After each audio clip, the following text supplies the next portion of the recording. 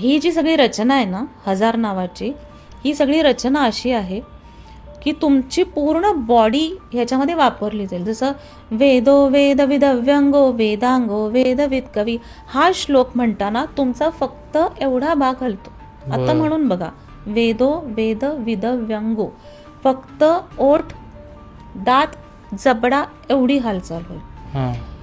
महोत्साहो महाबलो, हे शब्द म्हणताना तुमच्या ते विसर्ग असतात ना, विसर्ग म्हणजे मराठी मीडियमच्या मुलांना 2 डॉट जे काढतात, हे उच्चार काढताना तुमची छातीतून शक्ती बाहेर पडते. अजून एक यज्ञो यज्ञपतिर्यज्वा यज्ञांगो यज्ञ, हा शब्द म्हणताना तुमचा कंठ वापरला जातो. ब्रह्मण्यो ब्रह्मकृत ब्रह्मा, ब्रह्म म्हणून बघा आता मनातल्या मनात, ब्रह्मण्यो ब्रह्मकृत ब्रह्मा, ब्र म्हणतानाच तुमचे हे वाइब्स इथून इथे जातात.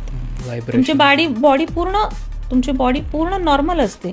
ब्रह्मण्यो ब्रह्मकृत ब्रह्मा ब्रह्म ब्रह्म विवर्धना, only this part is use occupied. होतं काय की हे स्तोत्रातले हे सगळे श्लोक म्हणताना, जे विसर्गवाले श्लोक आहेत ते म्हणताना तुमचं पोट, यकृत, आतडं, रक्तवाहिन्या, हे सगळं वापरलं जातं.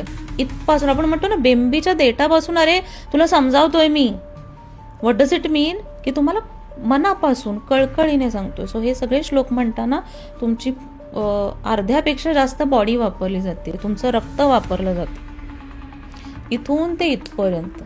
आणि म्हणून याचा परिणाम हा होतो, जसा तुमचा प्रश्न होता की परिणाम काय होतो, रिज्युविनेट होता, तुमची शक्ती पुन्हा पुनरुज्जीवित होते.